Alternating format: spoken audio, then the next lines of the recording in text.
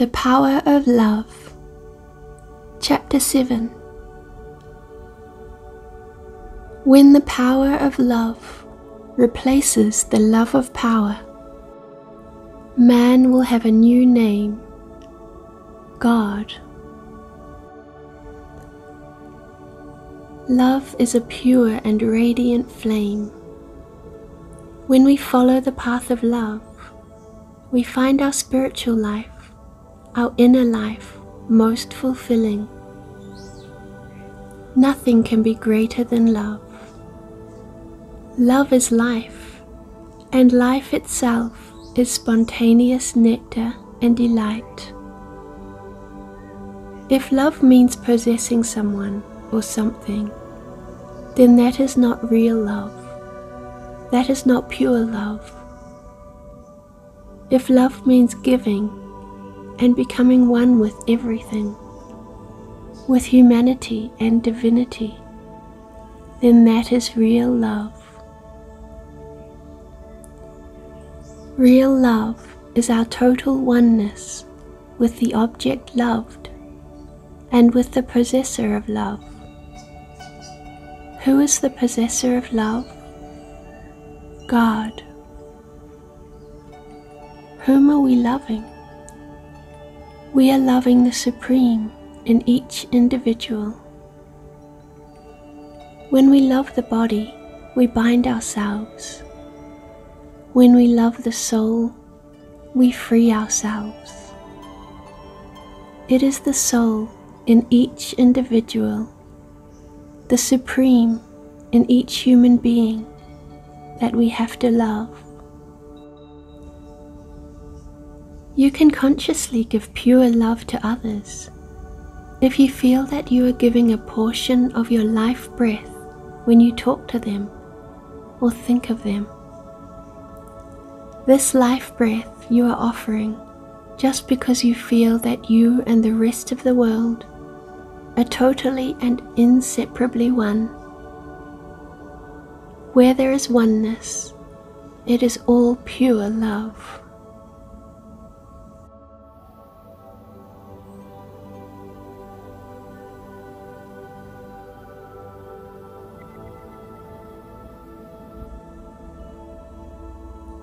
The path of the heart. Divine love is the quickest way to realize the highest. The mind has played its role. Now the world is crying for the wealth of the heart, which is love. If we follow the path of the heart, we will see that deep within the heart, the soul abides. True, the light of the soul permeates the whole body, but there is a specific place where the soul resides most of the time, and that is in the heart. The spiritual heart is located in the center of the chest. If we want to establish a free access to our soul, we have to focus our attention, our concentration, on the heart. This is the center of pure love and oneness. You can reach the spiritual heart through concentration and meditation. If you want to do this, every day for a few minutes, you should concentrate on the heart and nowhere else. You do not have legs, you do not have arms, you have only the heart. When you stay in the mind, life can seem like a dry piece of wood. But when you stay in the heart, life can be turned into a sea of pure love and bliss. If you can keep your consciousness in the heart, you will gradually begin to experience a spontaneous feeling of oneness. When you cultivate the spiritual soil of the heart, you will find growing there spontaneous love for God and spontaneous oneness with God's creation.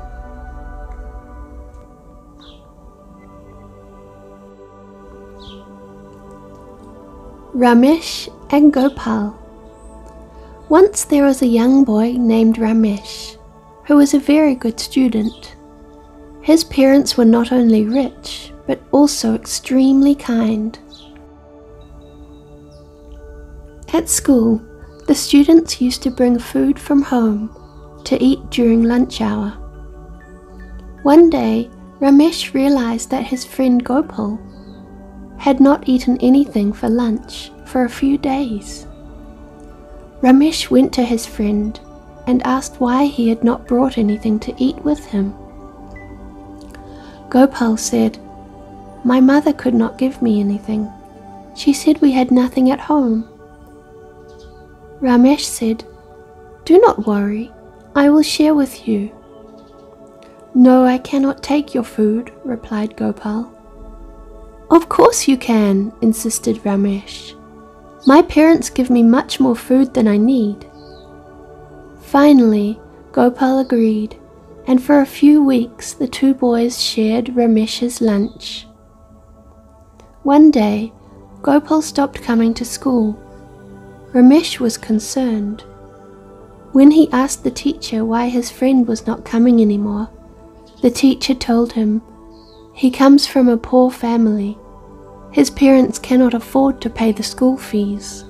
Therefore, he can no longer come to school." Ramesh felt sad for his friend. When school was over, he took down Gopal's address from his teacher and went to Gopal's house. Ramesh begged his friend to come back to school, saying that he would ask his parents to pay the fee. Gopal's parents were deeply moved by his kindness, and Gopal again started going to school. Gopal's father was an old man. In a few years' time he died. The family became totally poverty-stricken, and Ramesh supported them with his own money. When Gopal's sister was stricken with a serious disease, the family could not afford the hospital bills. Again, Ramesh helped them out. In every way, he was the friend and guardian of Gopal's family. Both Ramesh and Gopal completed high school and went to college. One day, Gopal said to Ramesh, "To say that my heart is all gratitude to you is an understatement. I love you more than I love my own life." Ramesh answered him, "My friend, if you love me, that is more than enough for me. You do not have to love me more than your own life." Gopal said, "But I do, and I want to prove it." Then he opened his penknife and cut his own hand. Naturally, he began bleeding. Gopal placed a few drops of blood at the feet of Ramesh. Ramesh cried, "What are you doing? What are you doing?" He touched the cut on Gopal's arm and placed a few drops of blood on his own heart, saying, "This is the right place for your lifeblood. I give you my earthly treasure in the form of material wealth. You give me your heart's love, which is heavenly wealth beyond all measure."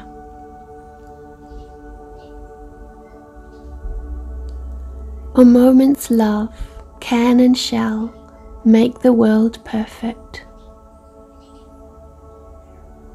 The heart of a lover. It is quite easy for one human being to love another if he sees the divine in the other person. It is always advisable to go to the root, which is God. If we want to love someone, the best thing is for us to love the one who is all love. If we know how to love him in himself, then it becomes extremely easy to love him in a human being. When you see that a person's defects and bad qualities are obvious, try to feel that they do not represent him totally. His real self is infinitely better than what you see now. Try to see the divine in others in spite of their limitations. By seeing someone's limitations, we do not help the other person in any way. We only delay our own progress. If we find fault with somebody, his undivine qualities are not going to disappear, nor are ours going to decrease. On the contrary, his undivine qualities will come to the fore in his defense, and our pride, arrogance, and feeling of superiority will also come to the fore. But by seeing the divine in someone, we expedite our progress and help the other person to establish his own life of reality on a divine foundation. We have to see others with the heart of a lover and not with the eye of a critic. To see the divine in others, we have to love. It is truly said that where love is thick, faults are thin. If you really love someone, then it is difficult to find fault with him. Love means oneness. A mother, in spite of knowing her child's countless limitations, does not stop loving him, because she has established her oneness with him. If there is imperfection in the child, the mother claims this imperfection as her very own. If you find it difficult to love the human in someone, then love the divine in him. The divine in him is God. God exists in that person just as God exists in you. To love God is extremely easy because God is divine and perfect. Each time you look at an individual, if you can consciously become aware of God's existence in him, then you will not be disturbed by his imperfections or limitations. My Lord, do teach me only one thing: how to love the world the way you love me. The peace weapon. Anger is a great obstacle. The after effects of anger are frustration and depression. If we allow anger, the thief, to enter into us, then it will steal our love, which is our inner treasure. When you become angry, it means that you have lost your oneness with the world around you. If you have oneness, then when you see imperfection, you will try to perfect it. When you see impurity, you will try to purify it. But when oneness is lacking, and you see imperfection and impurity, then you are bound to become angry. If it is real anger, uncontrollable anger, then at that time ignorance has attacked you most powerfully. If anger is coming from outside, try to feel that an enemy is entering into you. If it is from within that anger is coming, then feel that you have allowed an enemy to live with you, and now you have to try to conquer it. How? With peace. When we meditate, our mind is inundated with peace. And when we have peace of mind, we are in a position to conquer our anger. If every day you can meditate for 10 or 15 minutes on peace, You will see that whenever somebody does something wrong to you, immediately your peace will be able to swallow it. You may have every right to be angry with someone, but you know, by getting angry with him, you will only lose your precious peace of mind. When my peace heart dreams, my bliss life sings. Forgive and forget. When you are angry, first ask yourself if you are doing the right thing by becoming upset. If somebody has done a terrible thing, can you change his nature by scolding him? By insulting him? By punishing him? Impossible.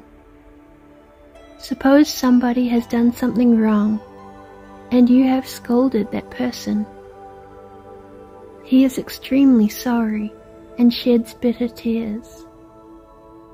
If you go deep within, you will feel sorry that now that person is sad and miserable. If you are sincere, you will see that you have done many, many things worse than the person whom you have scolded. You may even start shedding tears or feeling remorse for the many thousands of things you have done wrong in your life. Like this, the misery never ends. The best thing is not to get upset. Just feel that it is an experience you had for only a few seconds.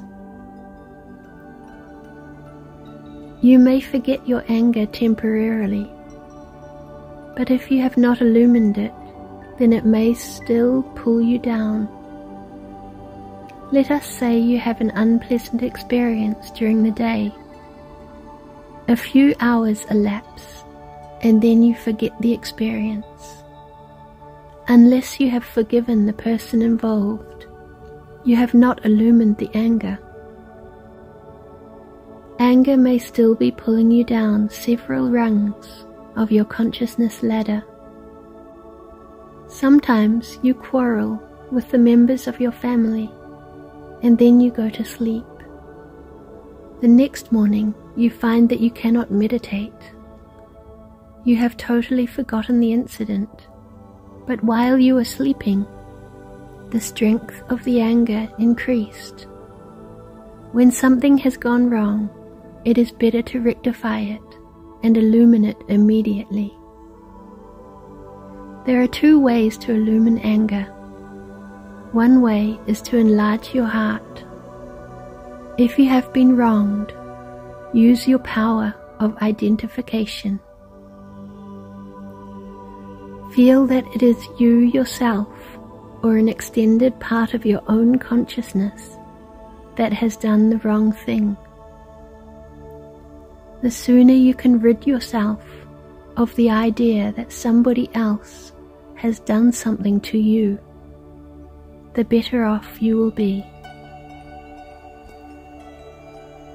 The second way is to think of perfecting yourself.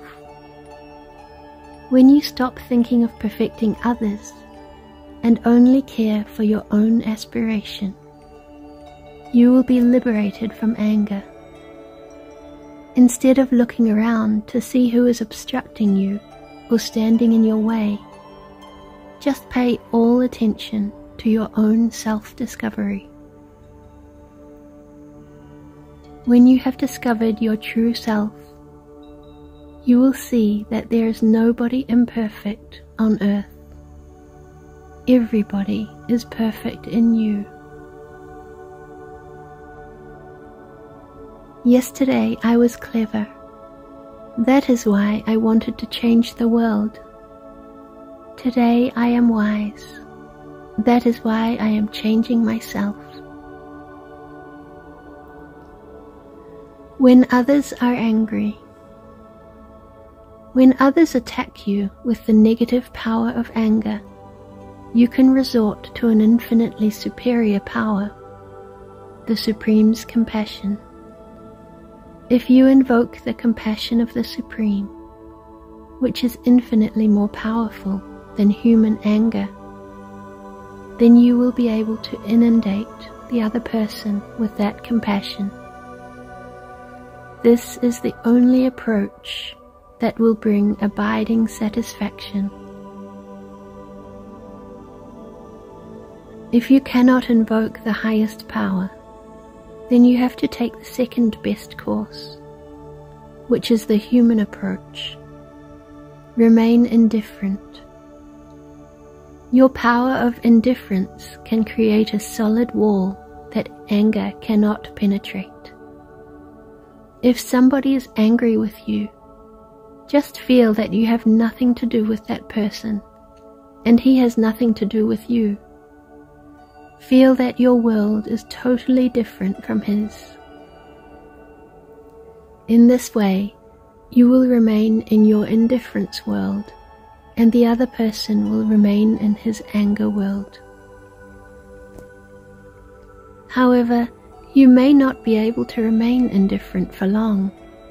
Your own aggressive power may come forward. If he can strike me, then I also can strike him. But if somebody has attacked you, your attitude should be different.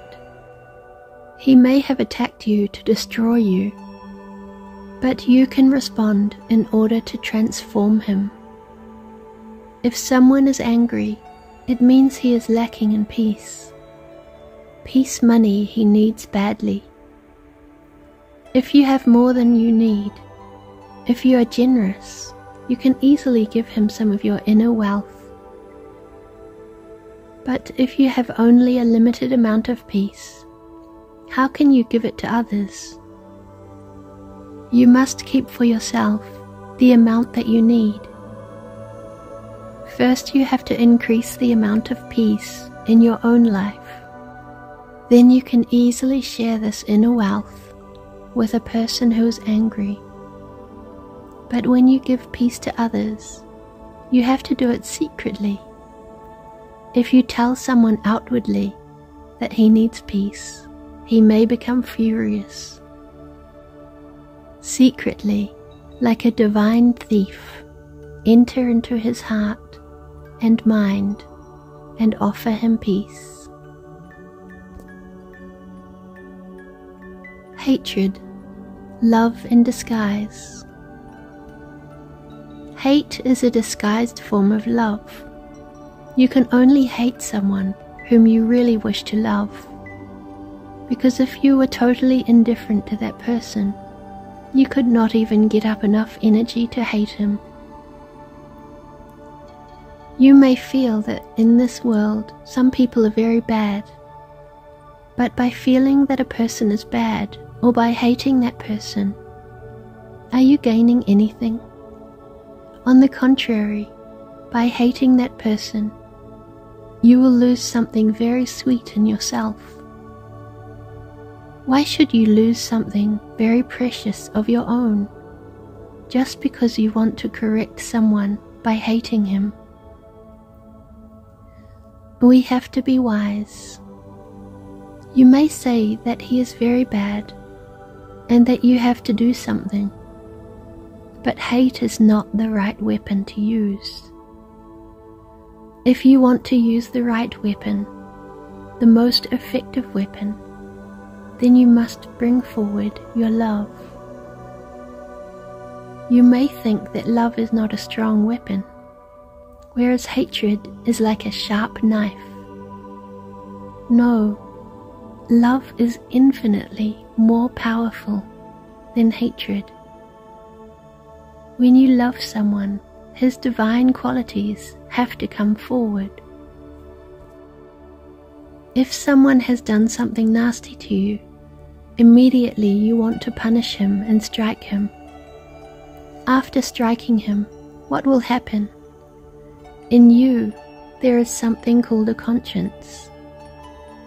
That conscience will prick you. You will say, "What have I done? He has done something wrong, true, but now I have done something wrong too. In which way am I superior to him?" Loving humanity. If you really want to love humanity, then you have to love humanity as it is now. If humanity had to become perfect before it could be accepted by you, then it would not need your love, affection, and concern.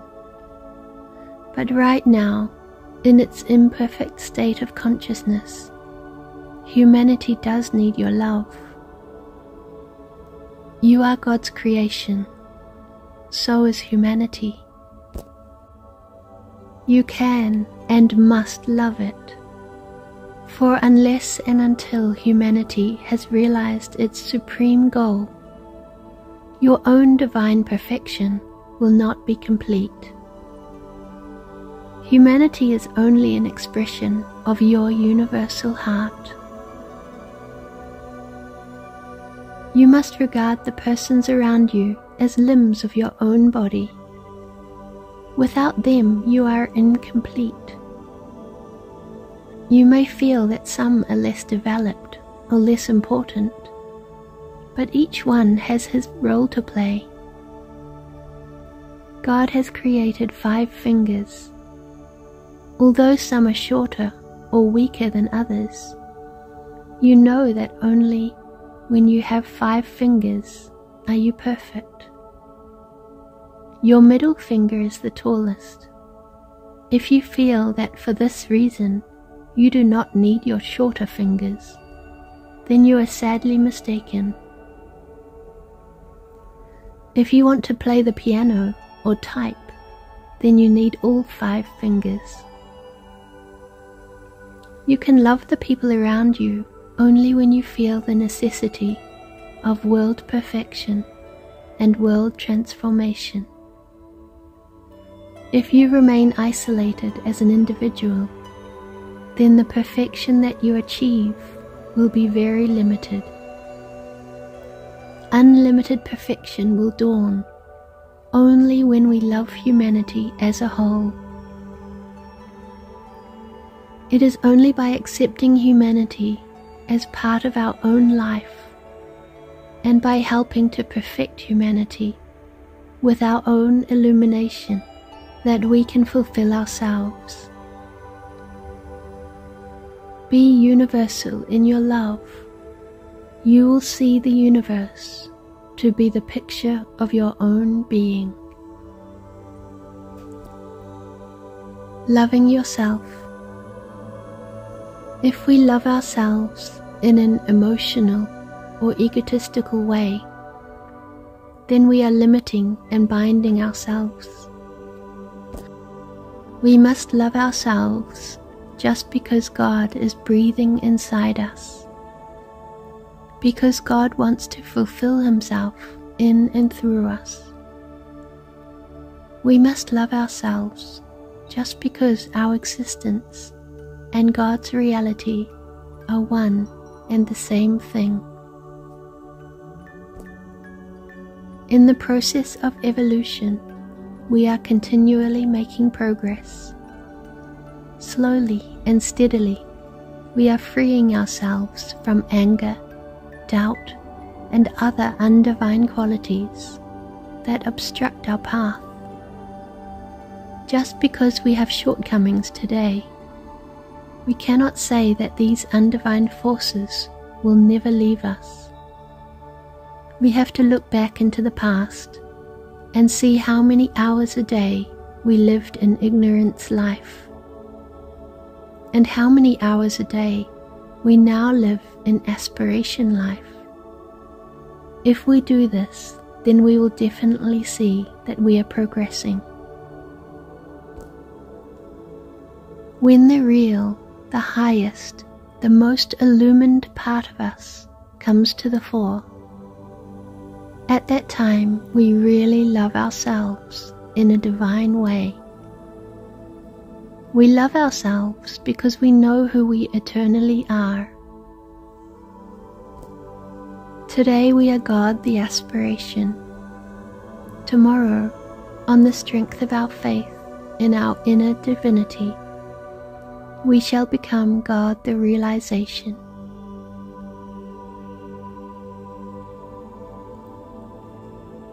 If you want to understand yourself, then do not examine yourself. Just love yourself more sincerely, more soulfully, and more self-givingly. A life of love. Life is nothing but the expansion of love. We can cultivate divine love by entering into the source. The source is God, who is all love. We must try to love all of humanity with the inner awareness, consciousness, and conviction that inside each individual is the living presence of God. You can increase your capacity to accept love by giving love to others. The more you give, the more you receive. Self-expansion is God expansion. You are expanding your own reality inside God's universal reality. You can be more receptive to divine love if you can feel every day that your source is all love, and that you are on earth to offer constantly, in thought and in action, the love that you already have. At every moment, you have many thoughts, so you can offer love through each of your thoughts. And each time you do something, you can feel that this action is nothing but an expression of love. While thinking and while acting, if you can feel that you are offering love to mankind, to the rest of the world, then you can be more receptive to the universal love. Love is the transforming power in our human nature. Love transforms our life of stark bondage into the life of mightiest freedom. Love cries for life. Love fights for life. And finally, love grows into the life eternal. Man is by nature a lover. Only he has yet to discover the real thing to love. This quest awakens him to the fulfillment of his real self.